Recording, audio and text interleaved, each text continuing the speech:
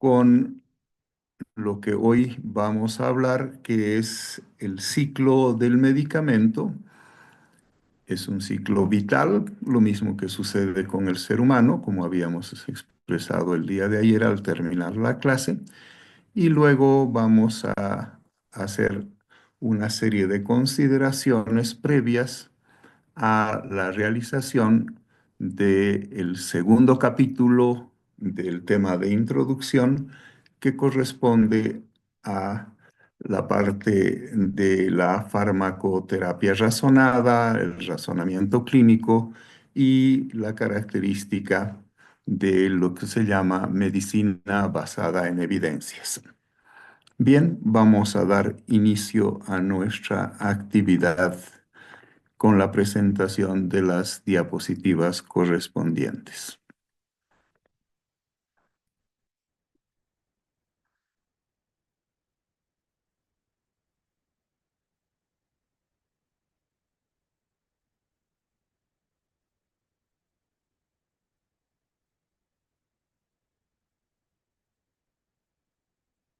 Bien, ¿a qué le llamamos nosotros ciclo vital del medicamento?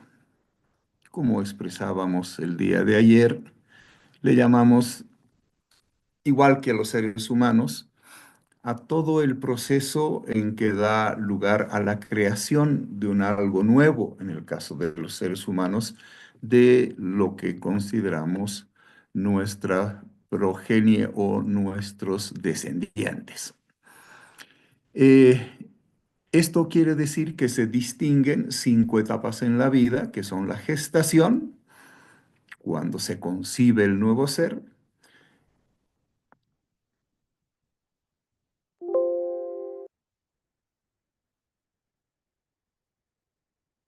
Perdón, voy a volver un poquito porque nos recuerda la computadora que debemos llevar adelante la grabación.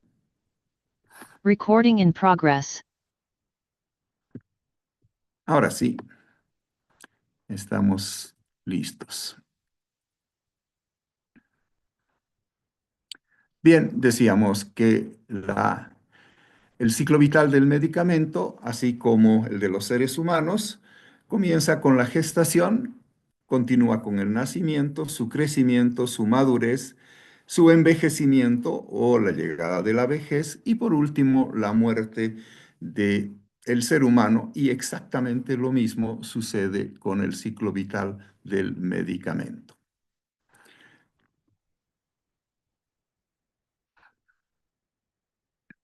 Cuando hablamos de la gestación, este es un proceso de innovación permanente, que quiere decir que es un proceso que se realiza en forma continua, como la producción de los seres humanos es continua, permanente, es en forma cada vez más numerosa, ya que el número de seres humanos va aumentando en el sistema logarítmico.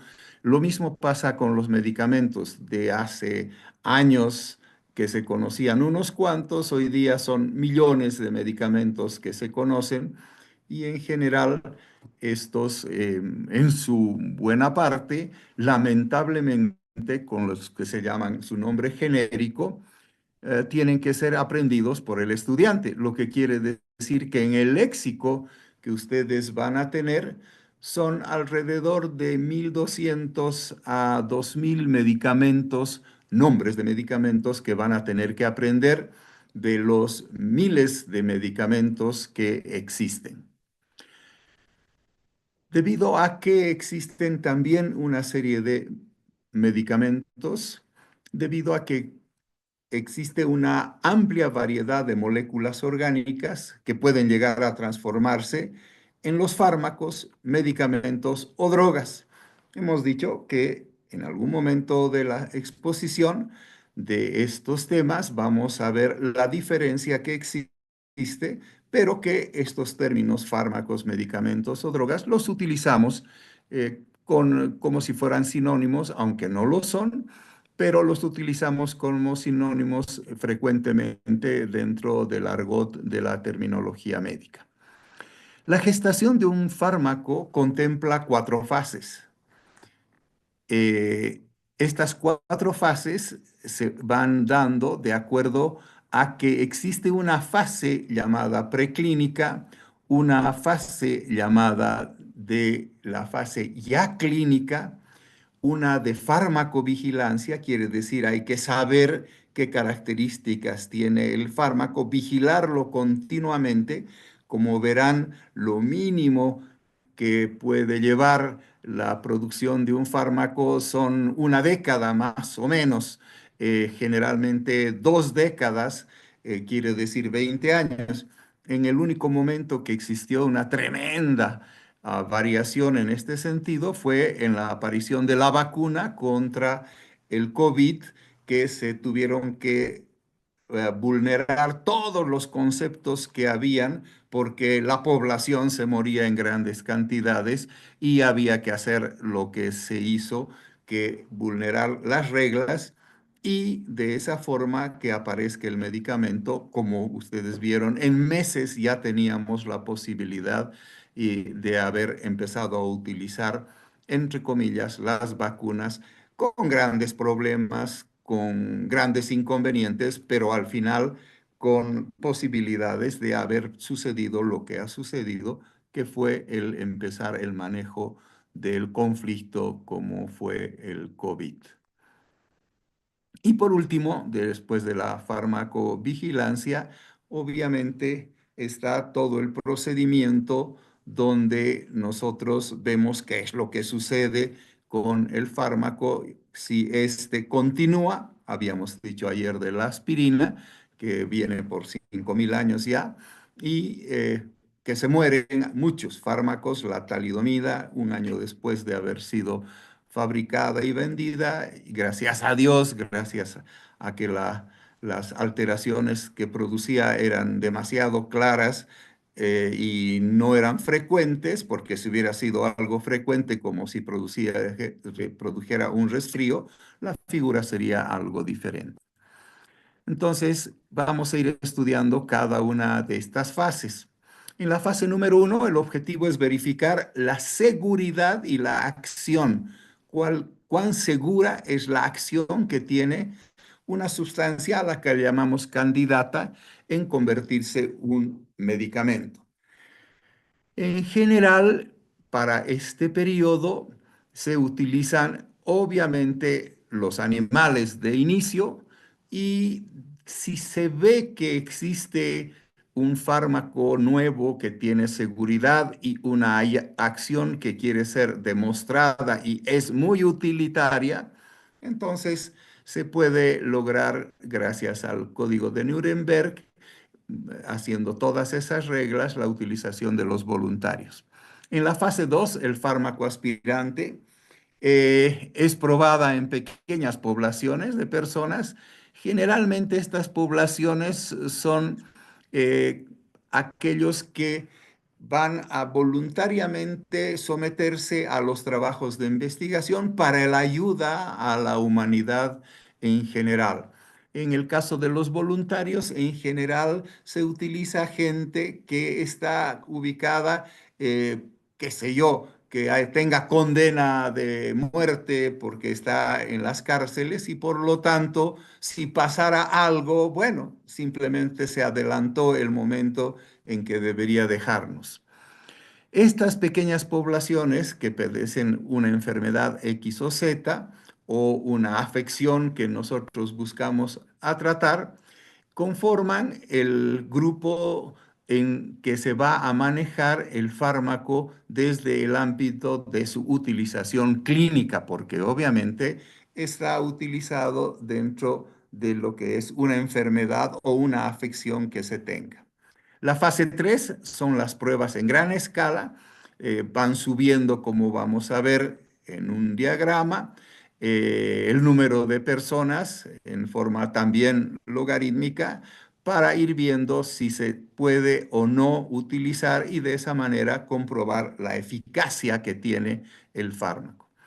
En el momento en que estamos en la fase 3, ya se escribe, se estructura una monografía en el caso de mis estudiantes de farmacología práctica, para la primera práctica ya tienen que ir pensando en la monografía que van a hacer respecto a los fármacos con las indicaciones que les damos. Así más o menos se va a entender muy claramente a qué se refiere una monografía. En la fase número 4, algunos de los medicamentos que se llaman fase post-aprobación del fármaco, se ve que en grandes poblaciones, en grandes grupos de pacientes, se llaman en inglés trial, y en general hoy día en el argot médico utilizamos ese término cuando son muchísima gente, varios países, varios continentes participan de trabajos de investigación y podemos llegar a millones de personas y ver qué es lo que sucede, esas millones de personas registrados científicamente, y por lo tanto se puede llegar a conclusiones mucho más certeras.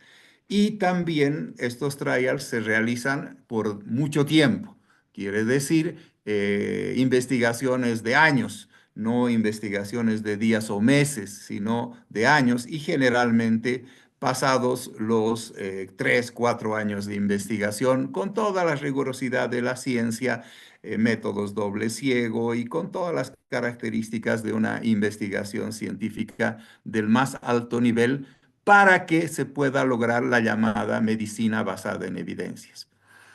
¿Qué es lo que se hace en la fase 4? Se certifica y se ve nuevamente que existe seguridad y eficacia en el producto que se ha creado, y por lo tanto puede seguirse utilizando y o puede irse reformulando de la forma que sea más efectivo, ya sea en su farmacocinética o en su farmacodinámica, modificando hoy en farmacología molecular, modificando cada uno de los elementos que componen la fórmula química.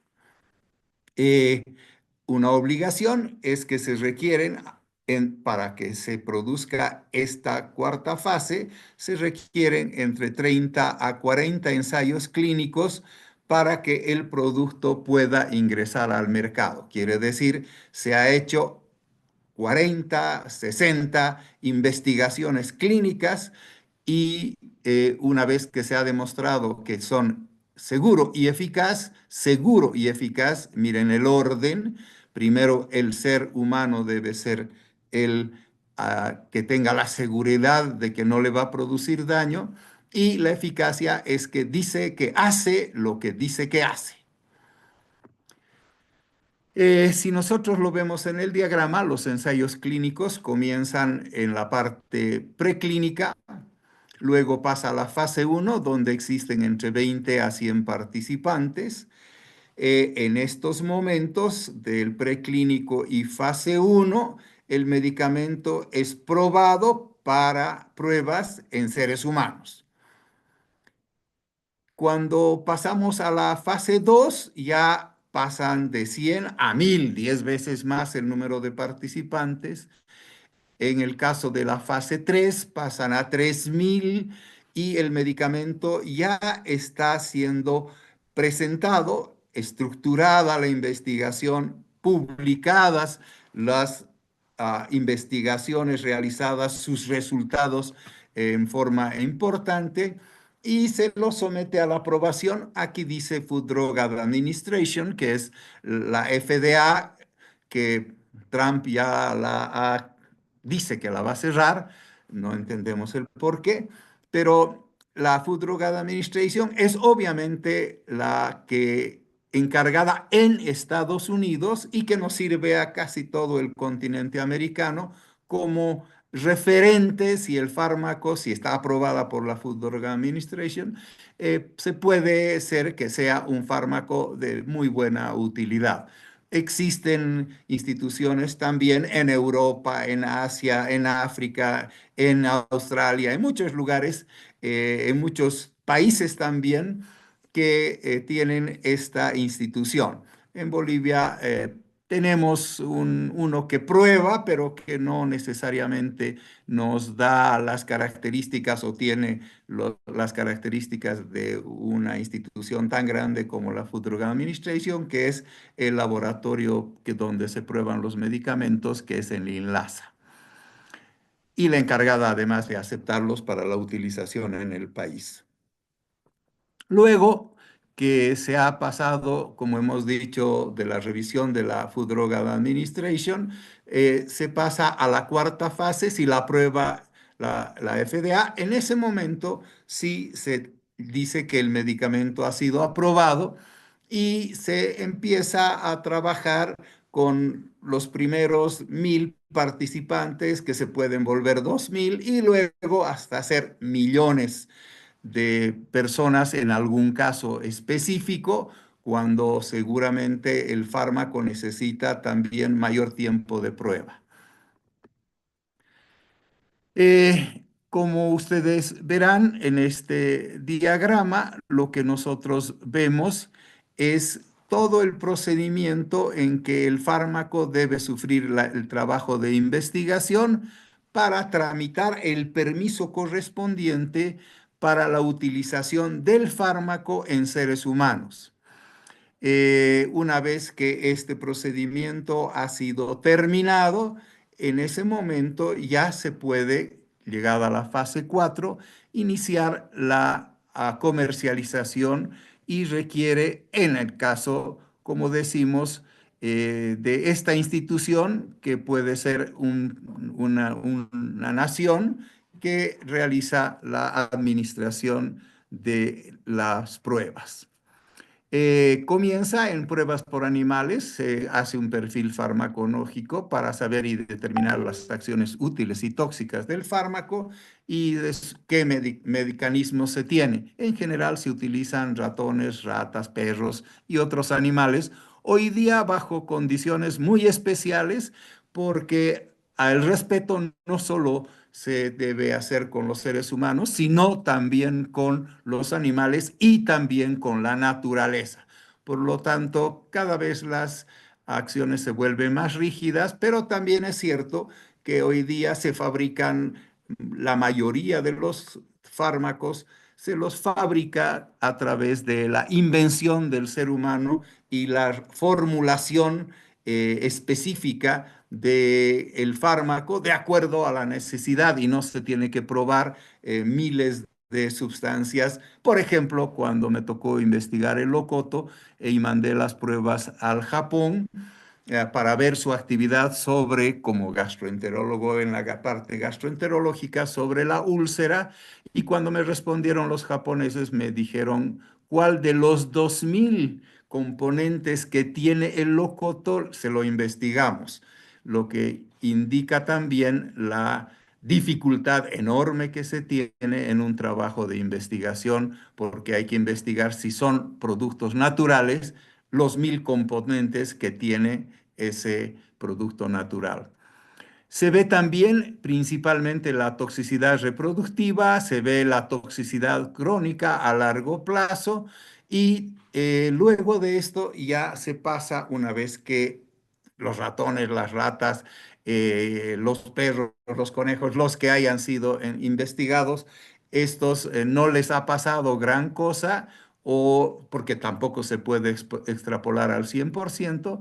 Entonces se empieza en la fase de los seres humanos, la fase 1, para ver la utilidad, la farmacocinética y los efectos tóxicos que se tienen. Se utilizan 25 a 30 voluntarios, normalmente pagados.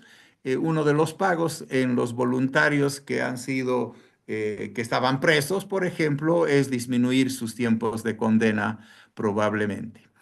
La fase 2, determinar la eficacia del fármaco en la enfermedad blanco, y bajo condiciones altísimas de control se lo hacen cientos de pacientes que tengan la enfermedad que corresponde.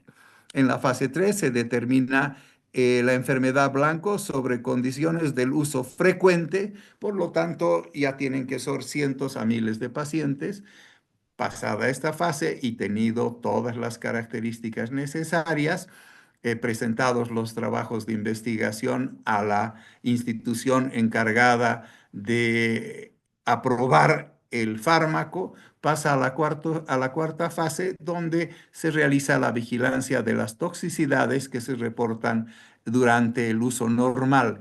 Esto, por lo tanto, ya en pacientes en general, como corresponde.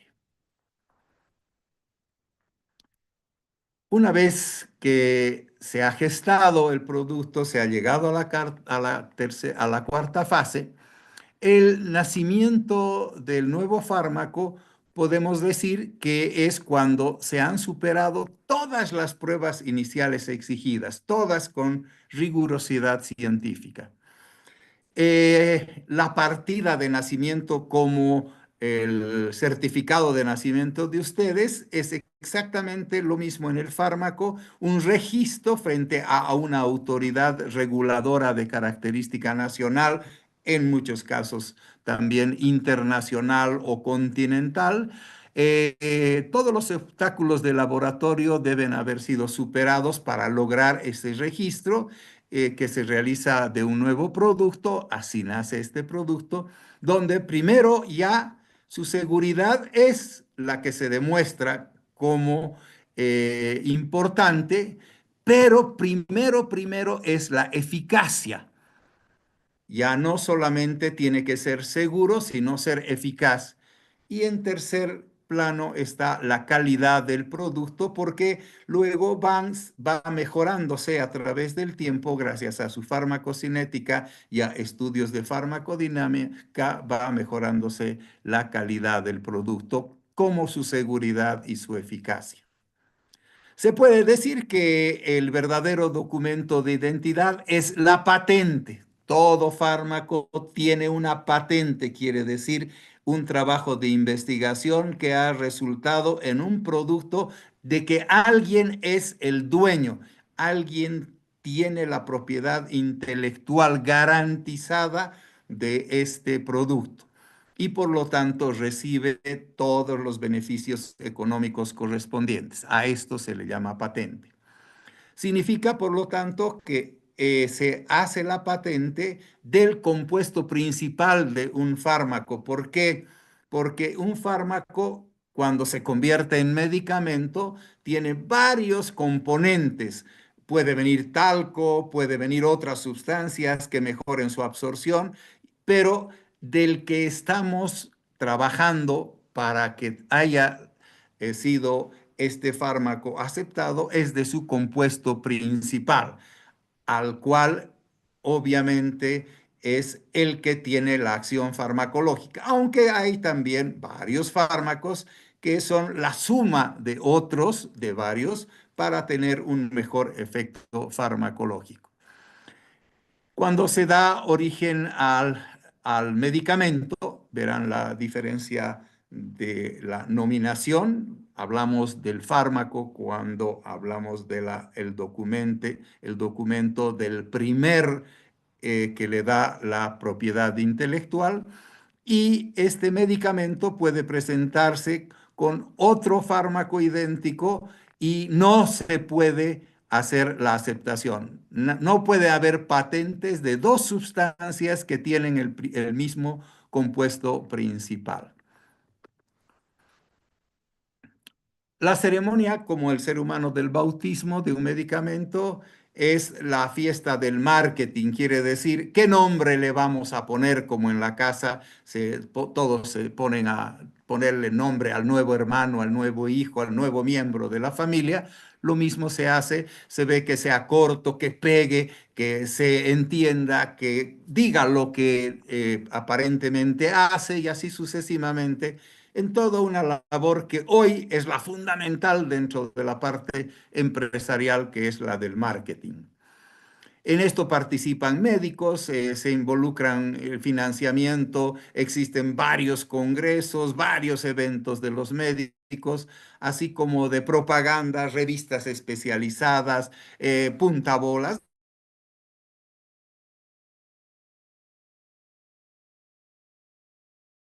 del medicamento.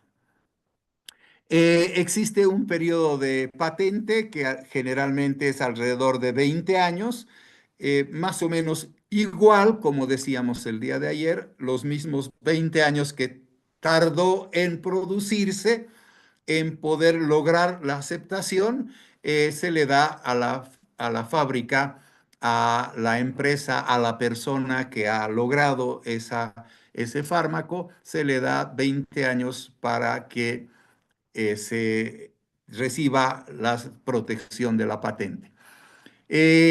Comienza cuando se registra el fármaco en la oficina de patentes, que obviamente no necesariamente es cuando empieza a venderse en las farmacias, que todavía recibe todo un proceso de marketing que algunas veces toma entre meses y años en algunas oportunidades. Luego que ha nacido el medicamento, ha empezado su venta, en otras palabras, el periodo en el cual genera los ingresos crecientes para los laboratorios que los creó, siempre recordando que estos ingresos están compensando los gastos que se hacen en la investigación para la producción de este o descubrimiento de este nuevo fármaco. Luego de haberse hecho esto, se incorpora a la lista de productos que pueden ser financiados con recursos públicos o recursos de los colectivos, como le llaman a las poblaciones, hablando en la parte de del marketing. Siguen haciendo los estudios clínicos, se incrementa el conocimiento y se hacen evaluaciones farmacoeconómicas. Obviamente a nadie le gusta que le coloquen inyecciones y preferiría tomarse un fármaco, o como van a ver en farmacocinética en la administración de los fármacos, tampoco sería tomar, no es lo bueno.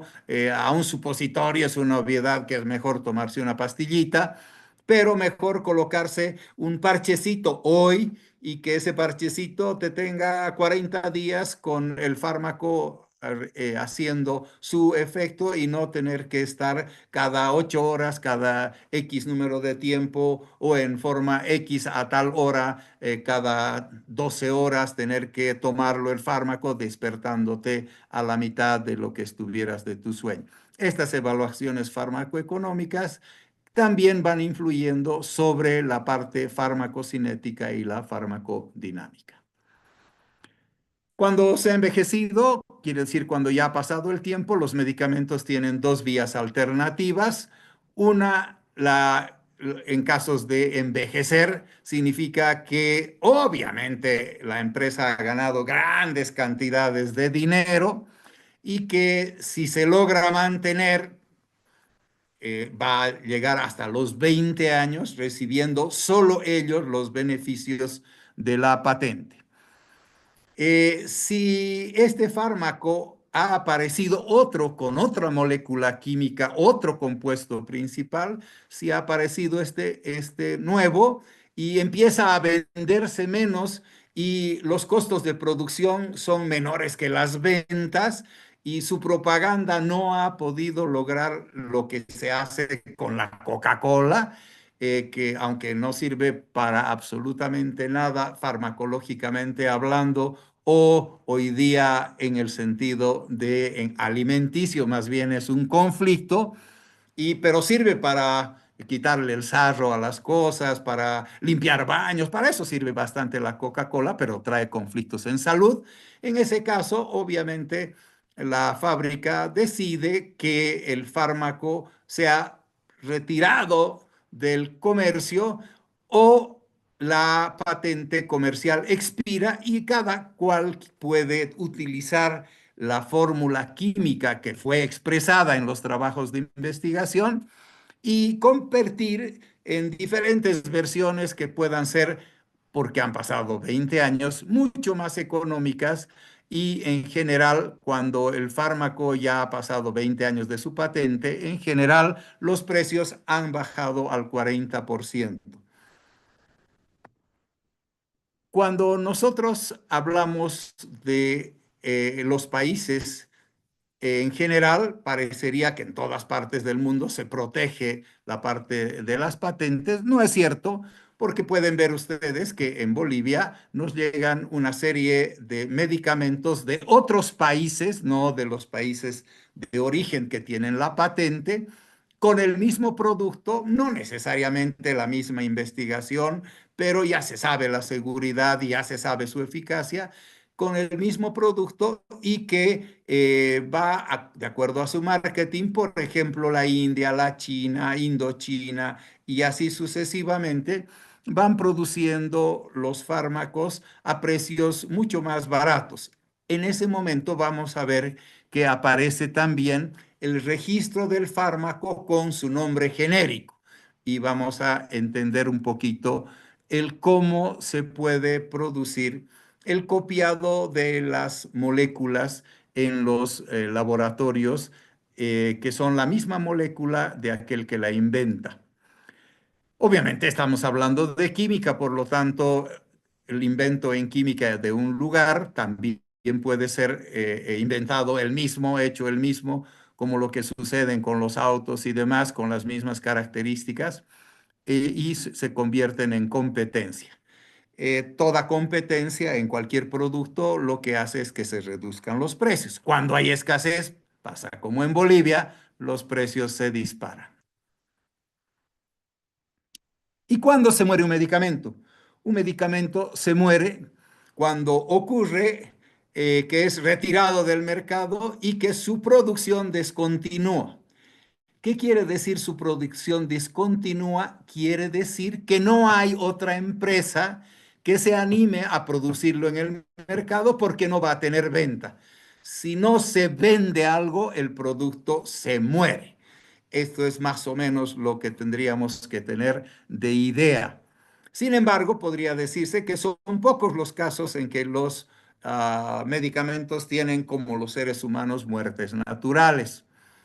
Esto quiere decir que el tiempo que ha logrado la investigación, que como se ve claramente es alrededor de unos 20 años, cambió mucho, está cambiando mucho por las características hoy de la utilización del sistema de sintéticos y no el de productos naturales. Entonces, sí hay variaciones hoy en estos conceptos.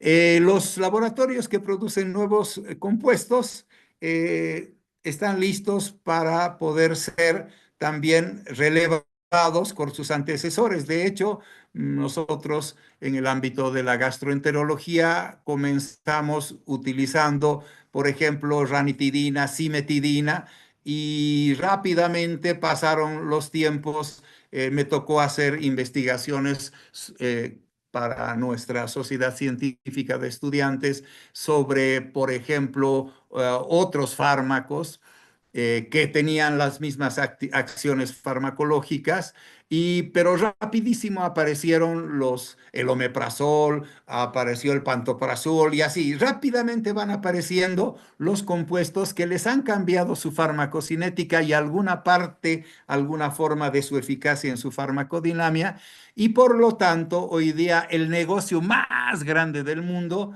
es los fármacos. Quiere decir que las compañías más importantes en el mundo, aunque no parece porque queda bien, porque es un lucro el que se hace con los fármacos, no es lo mismo que las cosas que se hacen con la informática, por ejemplo. Y estas fábricas lo que hacen es rápidamente, en 20 años, tienen que lograr que su economía se estabilice en la producción de estos fármacos. Por lo tanto, cada laboratorio también en esos 20 años, en ese tiempo que tiene la patente, incorpora nuevas dinastías, quiere decir nuevos fármacos que se vuelven estrellas y que son los más vendidos y por lo tanto los otros quedan rezagados y se mueren. Y de esta manera, los sobrevivientes de esta dinastía antigua, por ejemplo, la aspirina, 5.000 años, ya nos trae como característica el hecho, pero existen muchas fábricas, aunque la más famosa sea la aspirina de la Bayer. Si nosotros diagramamos el ciclo vital, como ustedes verán en este diagrama, se tiene toda la parte correspondiente a las diferentes fases y se tiene todo lo que corresponde a la gestación, el nacimiento, crecimiento, vejez, a cuando existe competencia y disminuyen las ventas o aumentan las ventas. Si disminuyen las ventas y existe más competencia, se retira el producto y así sucesivamente. Todo esto se realiza gracias a una llamada farmacovigilancia, que es lo que nosotros vamos a ver a posteriori. También lo que se ha hecho en lo que es la ATC, que es la Anatomical Therapeutics Chemistry, la Chemical Classification of the Systems. En este caso, lo que nosotros vemos en los medicamentos es que los tenemos que clasificar para qué lugar sirven y también estos medicamentos son los que van a estar clasificados dentro de los llamados fármacos de los libros de farmacología. Fármacos del aparato digestivo, en la sangre, cardiovascular, dermatológicos, sistema nervioso central, parasitológicos, órganos y obviamente el de varios. La clasificación jerárquica, esta que les estamos mostrando, corresponde a la Organización Mundial de la Salud y que generalmente está basada primero en el sitio de acción, luego sus características químicas, farmacológicas y por último terapéuticas. Y como ustedes ven, hay 14 grupos en los cuales más o menos son los mismos que utilizan para el aprendizaje de la medicina en los libros de farmacología. Recordándoles que el Katsum no necesariamente es un libro hecho para estudiantes, sino aparentemente es para que los médicos que necesitan ejercer su profesión puedan revisar y actualizarse en general todo el tiempo leyendo estos libros que son de farmacología básica y clínica. Para hacer la clasificación se tiene todo este diagrama bastante complicado, donde se tiene la parte numérica, la parte alfabética y demás, exactamente como te clasifican en el supermercado para realizarte la venta de los productos con las famosas barritas y que tiene que ver con cada uno de los órganos y que tiene que ver con los grupos anatómicos, terapéuticos y así sucesivamente hasta llegar al principio activo. En la clasificación se tiene en cuenta el valor intrínseco de terapéutico potencial, o sea, cuánto vale el fármaco por la potencialidad terapéutica que tiene, a lo que se llama el BITP, el BIP. Primero, hablamos de su valor elevado, los medicamentos de uso abierto con eficacia y seguridad demostradas a nivel de ensayos clínicos controlados. eh, Tienen indicaciones definidas, sus efectos son inmediatos, son muy buenos. Por ejemplo, el caso de la penicilina, beta bloqueadores, insulina, clorpromazina, ibuprofeno, clortalidón y demás. Les recuerdo siempre que en farmacología general, en la primera parte, no hablamos específicamente de fármacos, nombres, sino hablamos de los fármacos en general para entender cada una de sus características, pero presentamos el ejemplo con algún nombre de algún fármaco especial. El valor dudoso o nulo que existen fármacos cuya eficacia terapéutica no ha podido ser demostrada en ensayos clínicos que son controlados y obviamente no tienen necesariamente las indicaciones que han sido anunciadas. Por ejemplo, y se venden mucho por si acaso, ¿no? Los hepatoprotectores, la gastroenterología, las enzimas digestivas, el ginseng, bueno, todo lo que sirve para la caspa, la nostalgia, para el mal de amor, para los polvitos, para ver bien por la... Y que los pajpacos en la cancha lo hacen excelentemente bien, muchas veces mejor que las farmacias. Entonces, estas sustancias sí se las vende, pero no necesariamente han sido aprobadas y por lo tanto tienen valor dudoso o nulo. El valor relativo son medicamentos que tienen combinaciones irracionales, contienen varios fármacos, además tienen valores elevadísimos, por ejemplo, las cremas especiales para la cicatrización y así sucesivamente, cuya fórmula farmacológica no necesariamente es una de las que se puede en investigación, en coherencia, demostrar su eficacia. Por ejemplo, la asociación de amoxicilina, bromexina, dextrometorfano, el ambroxol, la metoclopramida, la simeticona, sin embargo, muy utilizados por el marketing que existe a nivel de los médicos, que podemos decir, sin el afán de molestar a nadie, que son comprados por las compañías farmacéuticas para recetar el medicamento y en muchos casos porque se les da un porcentaje de las ventas las instituciones que lo hacen. Medicamentos de combinación irracional en una sola forma farmacéutica y que dicen tener un beneficio importantísimo y la realidad es que no tienen ningún beneficio y más bien tienen un riesgo claramente desfavorable. Vamos a hablar ahora de la última parte que vamos a ir viendo en esta presentación y luego vamos a terminar con algunos términos especiales. Eh, eh, a pesar de poder ser un muy buen trabajo de investigación, el producto es una maravilla y demás, sin embargo, lamentablemente por el desconocimiento de la característica farmacológica que tiene un producto, lamentablemente lo que más hay es el uso irracional del fármaco. Por lo tanto, el que no sabe farmacología, en mi caso, no pasa de curso, porque va a estar haciendo un uso irracional.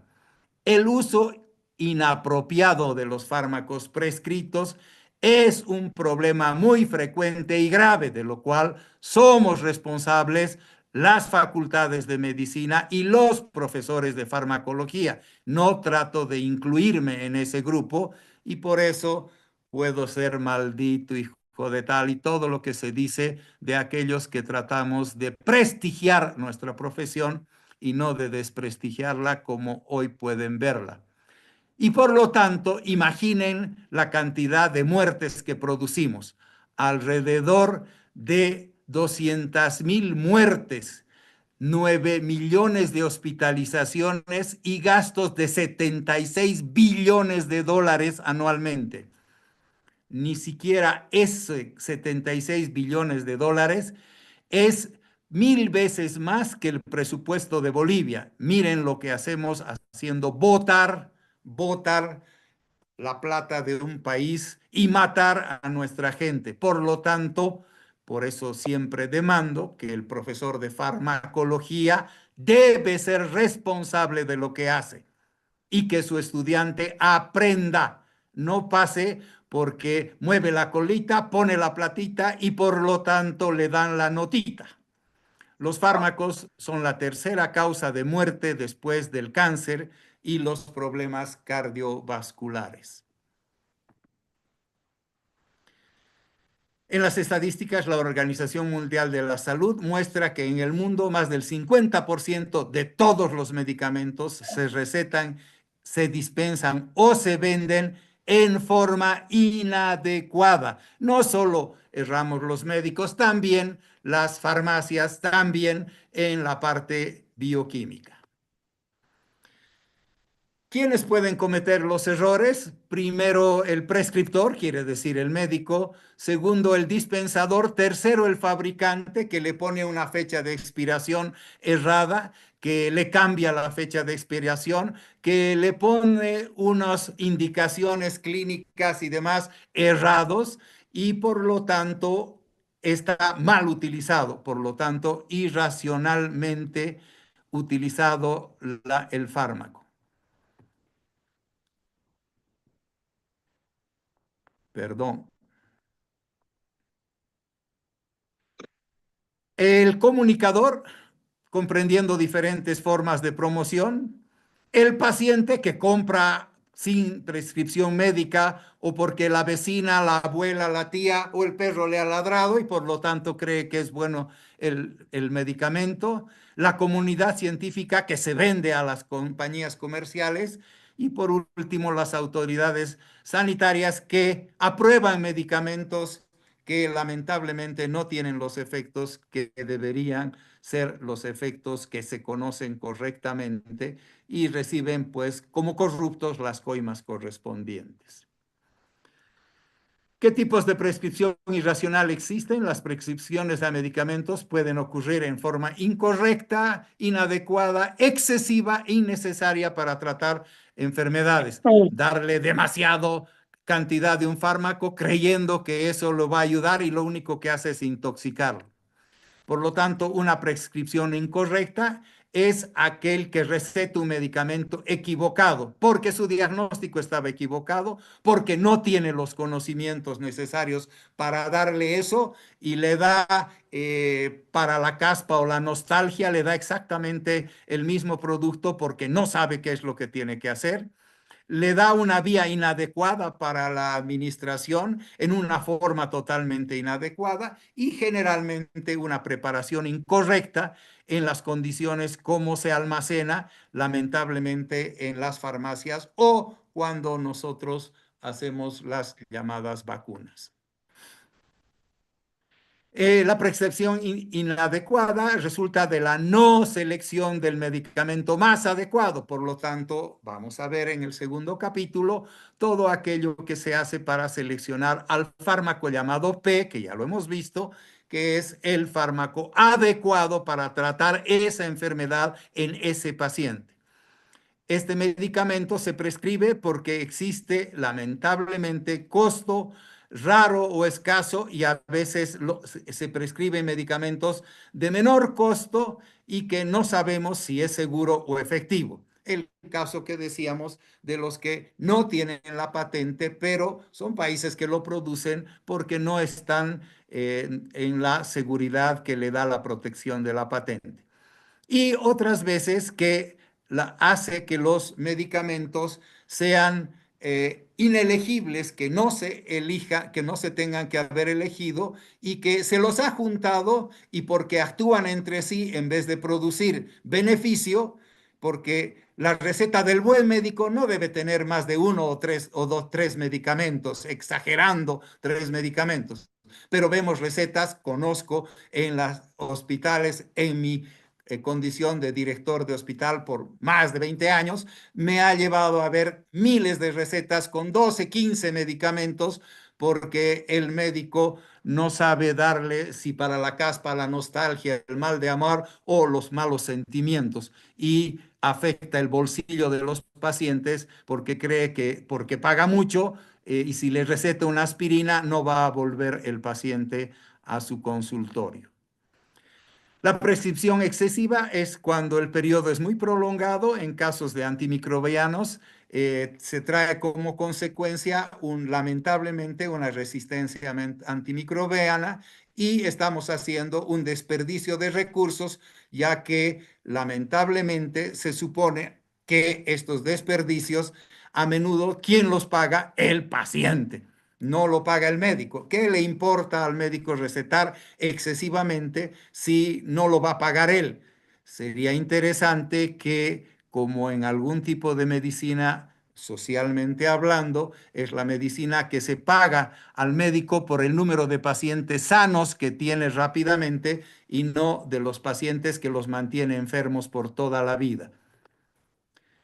La prescripción múltiple, el uso innecesario y excesivo de varios medicamentos, múltiple quiere decir, y esto hace que haya una menor cantidad de posibilidades de encontrar cuál es el producto básico que sea beneficioso y el producto que le esté produciendo los efectos innecesarios. Por ejemplo, es el uso de un medicamento para controlar los efectos iniciales de los medicamentos principales. Esto es quizás lo lícito, pero lo ilícito es mezclar demasiada cantidad de medicamentos, recetas con 12, 10, 15, 20 medicamentos.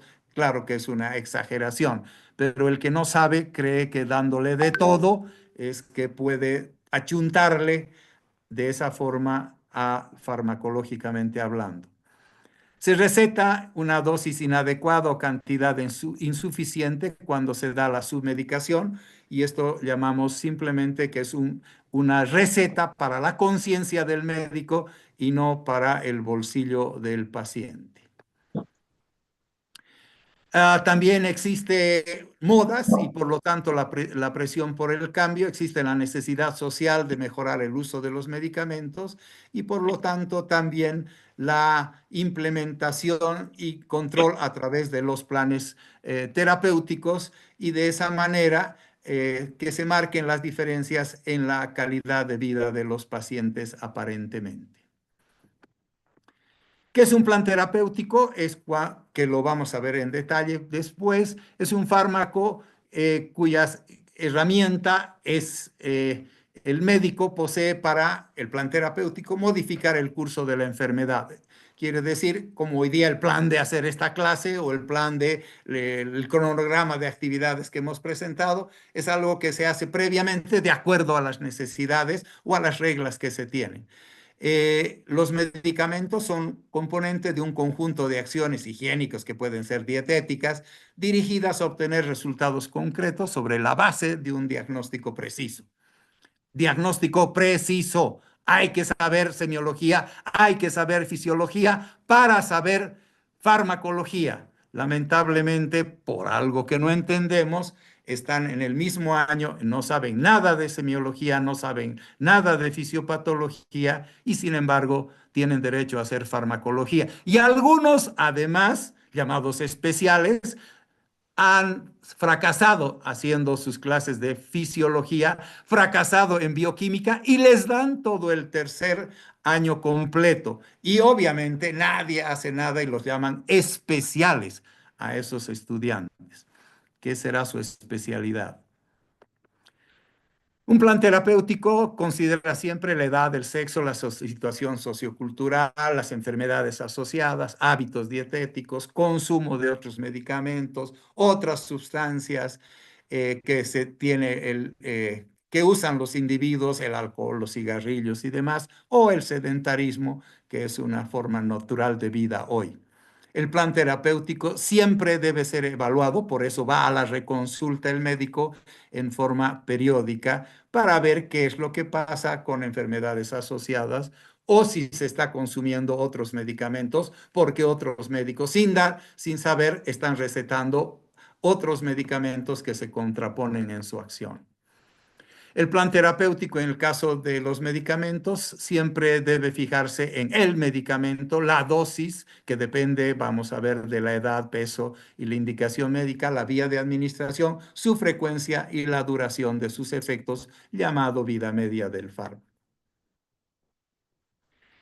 Como dice Mafalda, no es lo mismo el uso racional que el uso razonado. El uso racional del medicamento es un proceso que comprende la prescripción apropiada del medicamento, la disponibilidad oportuna del medicamento eficaz, que sea seguro, que tenga calidad comprobada, a la mejor relación costo-beneficio. Siempre que se da un medicamento hay que fijarse en el costo-beneficio. No tiene sentido darle el medicamento más caro si el medicamento que no es el más caro, otro puede tener el mismo efecto farmacológico y por lo tanto ayuda al paciente y ayuda a la comunidad. Esto fue dicho en la Organización Mundial de la Salud en 1985 en una conferencia en Nairobi y también nos permitió ver que somos altamente responsables los que somos profesores de farmacología y los médicos en general del uso adecuado de los fármacos. En la prescripción racional no la irracional, implica que un médico puede prescribir de manera racional cuando está bien informado, ha aprendido y está haciendo el uso de su mejor criterio profesional al prescribir un paciente el medicamento más al paciente el medicamento más adecuado durante un periodo de tiempo que sea el correcto, el idóneo, que no sea más allá ni menos del tiempo exacto que se necesita. Se tiene libertad de prescripción de los medicamentos. El médico tiene esa libertad y tiene una capacidad de seleccionar aquel tratamiento que considere adecuado para el paciente, pero también para el bolsillo, y que implica el tener un buen conocimiento del medicamento, cuáles son sus efectos desde el punto de vista de beneficios, de riesgos y de costos. Queda muy claro que esa es una prescripción racional. Debemos hacer innovaciones en nuestros procesos educativos, como van viendo después de volver de haber estado en el Parlamento como senador a la facultad ya 5 años después de haber hecho eso.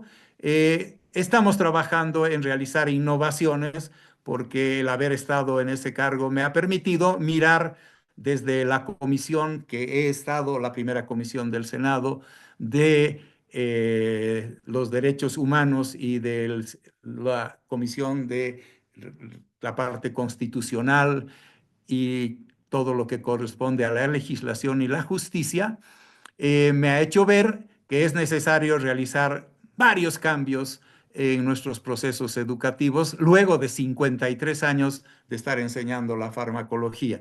Y por lo tanto hay que enseñar habilidades para los estudiantes de la elección racional y la prescripción en el pregrado de la Facultad de Medicina, basado en el modelo normativo de la Organización Mundial de la Salud. Por lo tanto, debe enseñarse farmacoterapia razonada, orientada al uso racional de los medicamentos y pasar de una terapéutica centrada en el médico, basada en la imitación, porque el de al lado lo hace, sustentada en la práctica personal y en los beneficios económicos que le trae, en una terapéutica orientada al paciente, basada en las evidencias y que sea multidisciplinaria. No puede saber de todo y no puede ser un mentolatum. El otro nuevo paradigma es el elemento clave, es el fármaco P, el fármaco que se da a la persona, por eso se llama personal. El término no solo define el conjunto de medicamentos que existen, sino el esquema terapéutico que sea comprensible para el paciente, incluyendo formas farmacéuticas y duración de tratamientos que sean seleccionados especiales los fármacos. El nuevo paradigma, la elección del fármaco P debe estar basada en una comparación científica. Esta comparación científica de drogas disponibles y relevantes, usando criterios objetivos propuestos en general por la Organización Mundial y Panamericana de la Salud, con eficacia, seguridad, conveniencia y costo. Y luego, simplemente a grandes rasgos, vamos a introducirnos en aquello que hemos demandado, quiere decir, hacer una farmacoterapia razonada, para que la entiendan y luego, con la segunda parte de la temática, la podamos llevar adelante como corresponde. ¿Qué es una farmacoterapia razonada? La que está dirigida al uso racional del medicamento, como lo define la Organización Mundial de la Salud.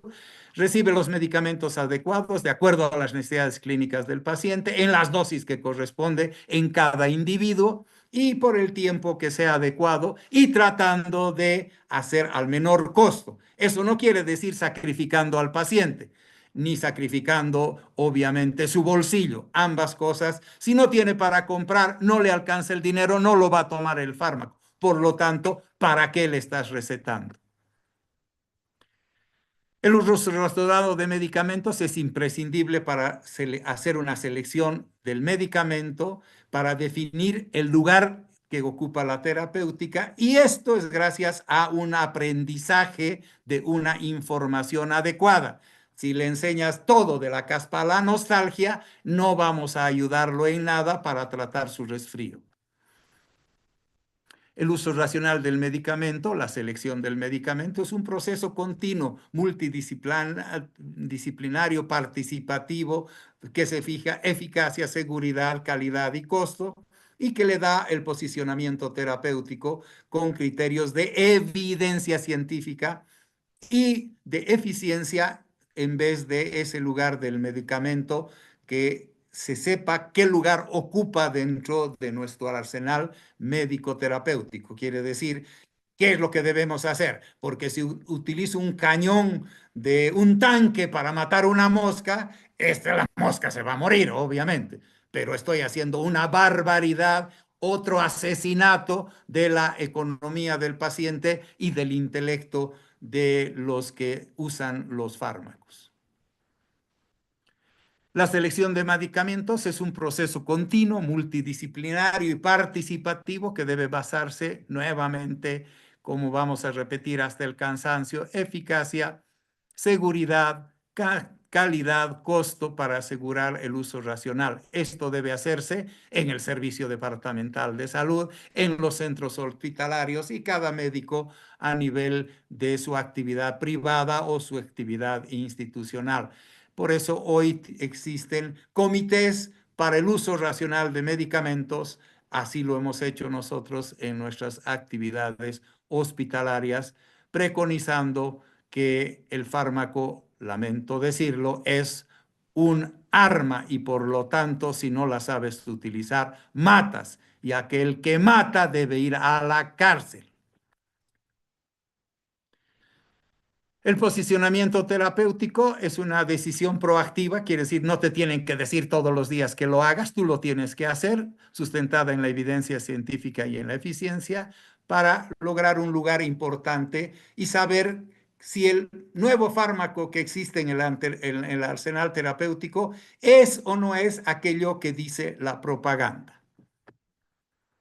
El uso racional del medicamento da dos resultados importantes: seleccionar y posicionar el medicamento donde debe ser. Para esto existe el medicamento P y está basado en las guías farmacoterapéuticas que existen como proceso multidisciplinario en las actividades que tiene el médico de propaganda, en las actividades farmacológicas, en bioquímicas, en las del marketing y así sucesivamente.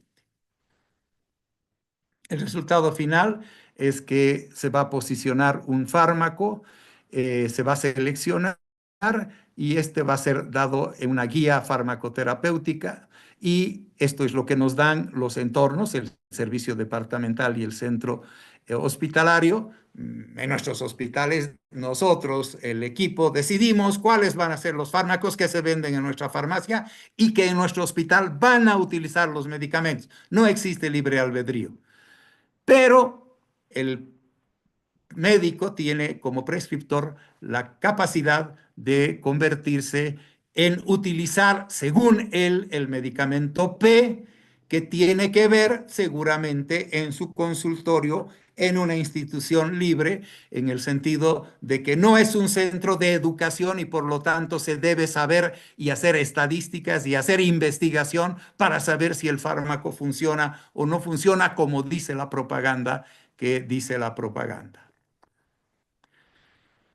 Todas estas cosas, como verán, aquí nos dicen cuánto se trabaja en número de años que se realizan, la Organización Mundial de la Salud, cómo están, cómo se realiza y cómo está distribuido. Verán que Bolivia estamos en la parte esencial de la lista de medicamentos, que tiene menos de 5 años, como verán, y los gringos, una parte de la parte europea, y Canadá están en lo que corresponde a muchísimos años en la utilización. Por último, medicamento esencial es la característica del fármaco que sirve para satisfacer las necesidades de atención en salud de la mayoría de la población. Se trata de medicamentos llamados genéricos, nuevo término, introducido por la Organización Mundial de la Salud, con una comprobada eficacia, un aceptable rango de seguridad y un costo económico accesible a la población. Este concepto ha influido muchísimo hoy en los sistemas de salud y han aportado los fundamentos de la racionalidad del uso del fármaco, no solo desde el punto de vista sanitario, sino también desde el punto de vista del terreno económico. Por eso, si ven los libros de farmacología, existe un capítulo que deberíamos incluirlo en nuestras clases de farmacología, por lo menos en su introducción, que es la llamada farmacoeconomía. Hoy un capítulo que se debe estudiar, reduciendo el impacto del gasto y liquidando a veces familias, el paciente muerto y muerto porque un médico que recetó mal lo habría matado. Es responsabilidad de cada país el producir y tener esta idea, esta nueva innovación del medicamento esencial. Gracias a Dios nos tocó estar en el Ministerio de Salud cuando hicimos todo el formulario terapéutico nacional y llevar adelante la nueva filosofía de los medicamentos genéricos que hoy en Bolivia sí se dan, sí se producen y sí se importan. Los medicamentos esenciales, se ha realizado el programa en Bolivia desde 1991, gracias al gobierno holandés y a la cooperación de la Organización Mundial de la Salud. Se ha producido la ley del medicamento y se han producido el suministro de los medicamentos esenciales, sobre todo para el control público. En la fase actual, la construcción del laboratorio de control de calidad de medicamentos, que ya lo hemos expresado, y este uso sirve para prevenir, aliviar, controlar, diagnosticar y curar las enfermedades. Por lo tanto, hay que tener mucho de ver que para prevenir son las vacunas, para aliviar son, por ejemplo, los analgésicos, para controlar una enfermedad que no tiene cura, por ejemplo, el cáncer, la diabetes, entre comillas, hoy la hipertensión arterial, para diagnosticar cuando hacemos, gracias al uso de contrastes, hacemos el diagnóstico, y para curar, entre comillas, curar significa simplemente eliminar la causa de la enfermedad, lo cual no es fácil y a veces también produce conflictos. Bien, como verán, son 7:52 cuando habríamos terminado. Siempre mis clases terminan algo antes de las 8 de la mañana, dándoles a ustedes la oportunidad de ir hacia el lugar donde van a empezar a realizar sus prácticas, algunos a las 8 de la mañana, otros a las 8:15, pero dándoles el tiempo correspondiente. Como habíamos expresado el día de ayer, lo que vamos a hacer es, como verán, hemos terminado el tema en los tiempos correspondientes, como se debe, sin haber hecho ninguna cosa que esté fuera de lo racional en el proceso educativo. Tenemos una buena asistencia, menor que la de ayer, 105 estudiantes hoy terminando esta charla, y ya no es necesario hacer la clase de esta noche, como ustedes podrán haber visto. Realizaremos nuestra actividad el martes de la próxima semana, el día miércoles y el día jueves, con los temas correspondientes al segundo acápite, que se habla sobre la farmacología, la terapéutica razonada, y cuando veamos toda la medicina basada en evidencias. Cuando terminamos esa parte, la segunda parte, hacemos lo que se llama la clase de cierre de los temas que se han dado, y ahí se hace la parte de preguntas. Muy buenos días y que tengan un muy buen fin de semana. Nos vemos la próxima semana, recordándoles a todos los estudiantes que las prácticas se inician el día lunes ya en forma normal. Gracias, buenos días. Hasta la próxima semana. Hasta luego, doctor.